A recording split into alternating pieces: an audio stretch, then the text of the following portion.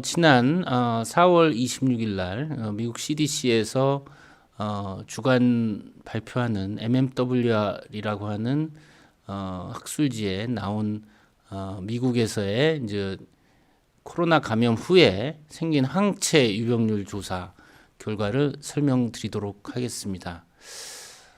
오미크론이 작년 11월 말 26일 날 이제 남아프리카 보츠와나에서 시작이 돼서 현재까지도 전 세계적으로 오미크론 유행이 휩쓸고 있습니다. 물론 오리지널 오미크론 BA1 또 스텔스 오미크론 BA2를 거쳐서 이제는 그 하위 변이인 BA4, BA5 또 BA2 12.1과 같은 남아공과 미국 뉴욕 등 북동부에서 크게 유행하는 다시 그 유행의 조짐을 보고 있는 하위 변이까지 지금 오미크론의 어떤 자손들이 계속 유행을 이어가고 있습니다. 그래서 작년 12월에 이제 미국도 오미크론이 델타를 밀어내고 우세종으로 크게 유행을 하면서 폭발적으로 확진자가 늘어났죠. 그러다 보니까 과연 백신 접종이 아닌 순전히 이 코로나 감염에 의한 인구, 그러니까 전 국민 중에 과연 몇 퍼센트가 자연 감염을 겪었는지 그 비율이 굉장히 궁금한데 코로나 걸린 사람 중에 이제 무증상 인 사람 검사를 안 받게 되죠. 그리고 증상이 있다 하더라도 검사 받기 싫어. 검사를 안 받은 사람, 또 검사를 했는데 이제 보고가 안 된 사람, 이런 그 비율은 알 수가 없는 거죠. 그래서 이 항체 유병률 조사가 중요한 것이고, 코로나19의 원인 사스 코로나 바이러스 항체 보유 인구 비율을 알므로 해서 전 국민에서의 이제 코로나19 유병률 파악이 중요한 거죠.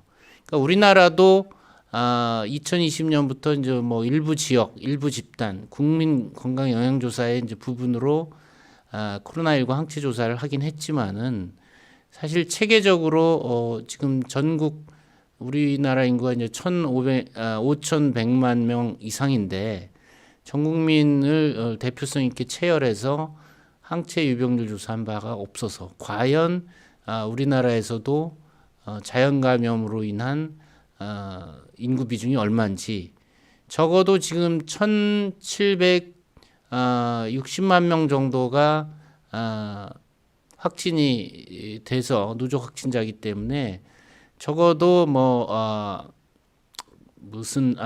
이 34%는 우리나라에서도 자연 감염이 있다는 걸 알 수 있지만 사실 검사 안 받은 사람이나 무증상이나 그런 분들은 이제 집계가 안 된 것이기 때문에 실제는 34%가 아니라 50% 전후로 이제 보고 있기도 하죠.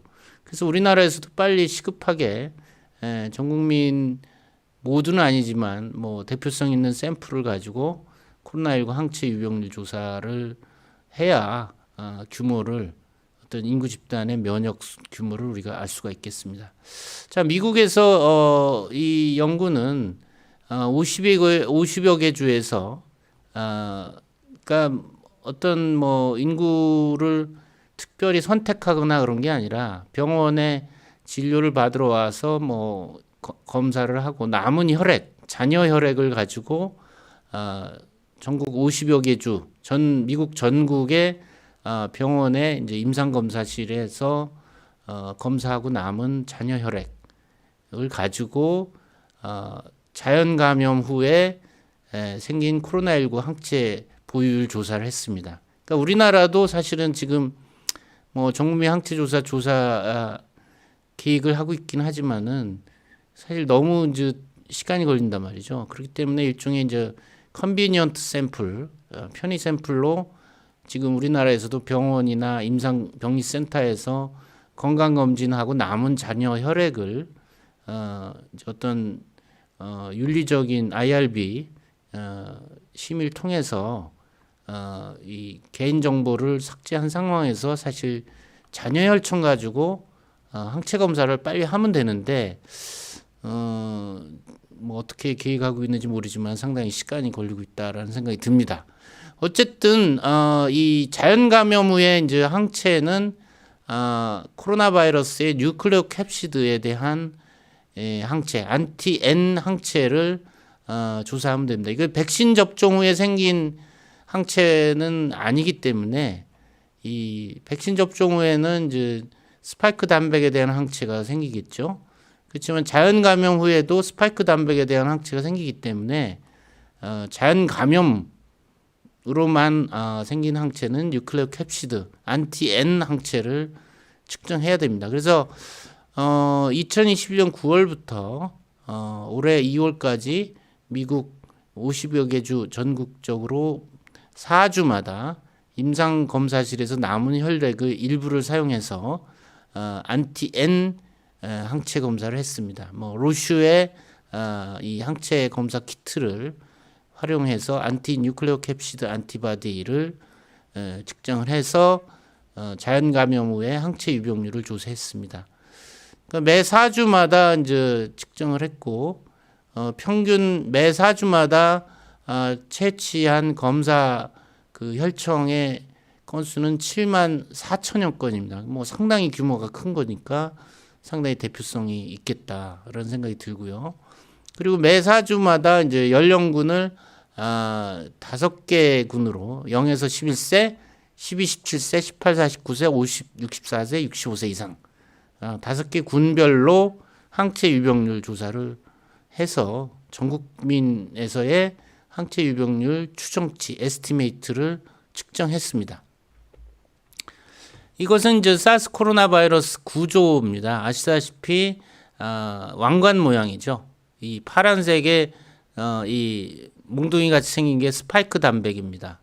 그리고 그 안에 이제 빨간색으로 이렇게 그 줄처럼 있는 것이 핵산이고 또 핵산과 함께 이제 그 같이 있는 것이 뉴클레오 캡시드 프로테인입니다. 그래서 이 스파이크 단백에 대한 항체는 백신 접종 후에 이제 항체, 물론 뭐 자연 감염 후에도 스파이크 단백 안티스파이크 안티바디가 나옵니다. 그래서 백신 접종 후 항체, 또 자연 감염 후 항체 다 스파이크 단백 항체는 같이 나오지만 어쨌든 이 자연 감염 후에 백신 접종이 아닌 자연 감염 후의 항체는 안티 뉴클레오 캡시드 안티바디를 보면은 이건 자연 감염 후에 생긴 항체라는 걸 알 수가 있습니다. 그래서 왜냐하면 이제 백신은 스파이크 단백만을 가지고 만들기 때문에 백신 접종 후에는 안티 뉴클레오 캡시드 안티바디 항체는 생기지가 않습니다. 자연 감염은 이 모든 바이러스 전체가 이제 감염이 되기 때문에 바이러스 각 성분에 대한 그 항체가 생기게 되겠죠.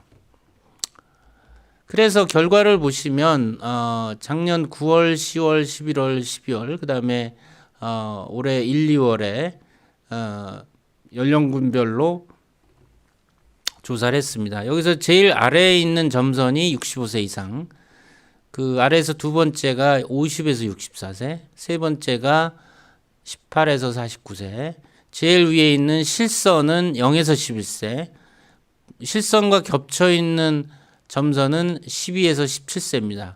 그래서 이 뭐 평균을 다 하면, 평균이란 건 이제 미국 전 국민을 뜻할 텐데 작년 12월에 전 국민의 3분의 1, 33.5%가 자연 감염 후에 안티 뉴클레오 캡시드 엔티바디 항체가 있었습니다.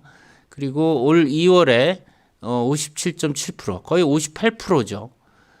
그렇기 때문에 거의 25% 가까이 올라갔는데, 이게 이제 오미크론이 얼마나 미국에서 크게 유행했는지를 미국 전 국민의 한 4분의 1이 오미크론 유행에 자연 감염이 됐었다는 얘기죠. 그럴 정도로 올해 2월에 미국 국민의 58%는 코로나에 이제 자연 감염 적어도 있었다. 그리고 연령군별로 보면은 제일 많이 양성률이 높은 연령군이 0에서 11세, 그러니까 2월 기준으로 75.2%, 4분의 3, 4명 중에 3명이 코로나에 걸렸는데 주로 오미크론이죠. 12에서 17세도 마찬가지입니다. 74%, 거의 비슷하죠. 우리나라도 뭐 오미크론 유행하면서 어린이들이 가장 많이 걸렸는데 우리나라도 아마 이런 식으로 연령군별로 항체 유병률 조사를 하면 비슷한 결과가 나오지 않을까. 그 다음으로 높은 연령군이 18에서 49세, 63.7%, 64%죠. 사회적으로 활동이 많고 그러다 보니까 감염이 많이 된 것 같고, 그 다음에 50에서 64세가 50%, 49.8%. 가장 오미크론 감염 유병률이 낮은 연령은 65세 이상 고령자 33%, 3분의 1입니다. 이 얘기는 이제 고령자들이 그만큼 그 백신 접종을 해서 예방이 됐거나 또는 밖으로 돌아다니거나 뭐 감염 예방 조치를 위해서 마스크를 열심히 쓰거나 굉장히 주의를 했다라는 것을 알 수가 있습니다. 물론 이 연구 결과에 이제 제한점도 있습니다. 왜냐하면 전 국민을 어떤 샘플링을 균형 있게 뭐 연령, 성별, 또 인종, 그러니까 백인, 흑인, 뭐 동양인, 뭐 이렇게 골고루 이제 어떤 계획으로 샘플한 게 아니라 병원에 내원한 환자들의 이제 샘플을 일부 얻어서 한 거기 때문에 어떤 전 국민을 대표를 반드시 할 거냐 하는 의문은 있지만 워낙 검사 건수가 많고 그렇기 때문에 어느 정도 얼추 우리가 들어맞을 것이라고 볼 수 있고, 또는 또 병원에 내원한 코로나든 뭐 다른 이유든 더 열심히 건강 체크하기 위해서 한 분들이기 때문에 실제보다 이제 뭐 양성률이 높을 수도 있고, 또는 이 뉴클리어 캡시드 엔티바디라는 게 또 여기 백신 맞고 나서는 뉴클리어 캡시드 엔티바디가 감소가 된다고 그럽니다. 그렇기 때문에 실제보다 이제 낮게 이것이 언더 에스티메이트 될 수도 있다라는 그런 제한점도 있지만은 뭐 워낙 검체 수가 많고 체계적으로 검사를 했기 때문에 이 경향성이라든지 규모라는 거는 거의 미국의 이제 자연 감염이 전 국민의 한 60% 가까이는 자연 감염이 됐다라고 볼 수 있습니다. 이런 것을 보면서 우리나라는 과연 얼마가 자연 감염이 나올까? 그래서 지금 정부도 전 국민 항체 유병률 조사를 한다고 하는데 실제 50%가 될지 60%가 될지는 결과를 좀 봐야 될 것 같습니다.